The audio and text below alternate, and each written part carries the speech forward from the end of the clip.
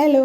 അപ്പോൾ ഇന്ന് ഞാൻ എൻ്റെ വീഡിയോയിൽ കാണിക്കുന്നതെന്ന് വെച്ചാൽ എൻ്റെ ചെറിയ ഒരു അടുക്കളത്തോട്ടം, അതുപോലെ ഒരു മിക്സഡ് ജ്യൂസുമാണ്. അപ്പോൾ വീടിൻ്റെ മുകളിലാണ് അടുക്കളത്തോട്ടം സെറ്റ് ചെയ്തിട്ടുള്ളത്. അപ്പോൾ മാവൊക്കെ വന്നിട്ട് ആ ടെറസിലിങ്ങനെ വന്ന് നിൽക്കുന്നുണ്ട്. അപ്പോൾ മാങ്ങ നമുക്ക് എളുപ്പത്തിൽ പൊട്ടിച്ചെടുക്കാം. ഇത് പച്ചമുളകാണ്. ഇതിൽ നിറച്ചും പച്ചമുളക് ഉണ്ടായിട്ടുണ്ട്. ചെറിയൊരു തൈയാണ്. പിന്നെ ഇത് പുതിനയില, മുളക് തൈ,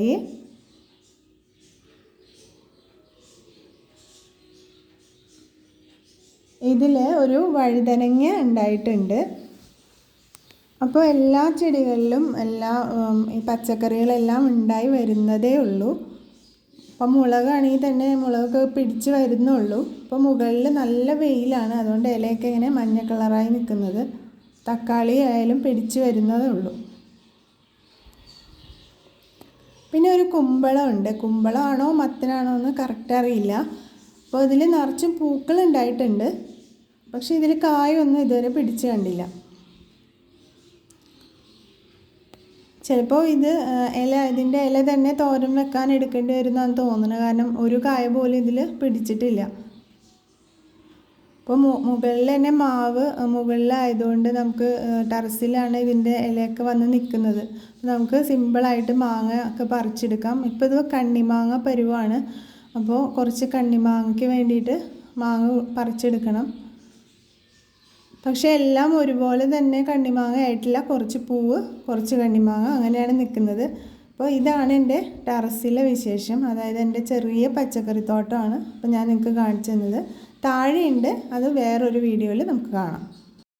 അപ്പോൾ മിക്സഡ് ജ്യൂസാണല്ലോ ഉണ്ടാക്കുന്നത്. അതിന് വേണ്ടിയിട്ട് ഞാൻ കൈതച്ചക്ക എടുത്ത് പീസാക്കി വെച്ചിട്ടുണ്ട്. പിന്നെ നമുക്ക് വേണ്ടത് നാരങ്ങയാണ്, സിട്രസാണ് എടുത്തിട്ടുള്ളത്, അതും പീസാക്കി വെച്ചിട്ടുണ്ട്. പിന്നെ കസുകസ്, അതുപോലെ തന്നെ പൈനാപ്പിൾ ചെറിയ ചെറിയ പീസസ് ആക്കി വെച്ചിട്ടുണ്ട്. അതുപോലെ കുറച്ച് മാങ്ങയും ചെറിയ ചെറിയ പീസസ് ആക്കി എടുക്കുക.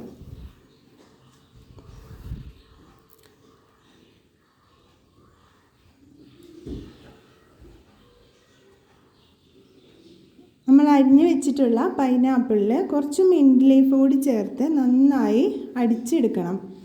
അതിനുശേഷം അത് അരിച്ചിട്ട് ഒരു പാത്രത്തിലേക്ക് ഒഴിച്ച് വെക്കുക. അതിലേക്ക് നമുക്ക് നമ്മുടെ പീസസ് ആക്കിയിട്ടുള്ള മാങ്ങ ഇട്ട് കൊടുക്കാം. പിന്നെ നമ്മുടെ ഓറഞ്ച് ജ്യൂസ് ആഡ് ചെയ്ത് കൊടുക്കണം.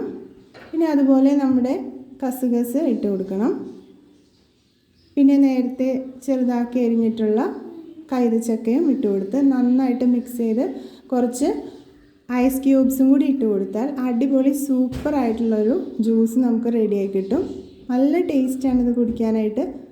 എല്ലാവരും ട്രൈ ചെയ്ത് നോക്കുക.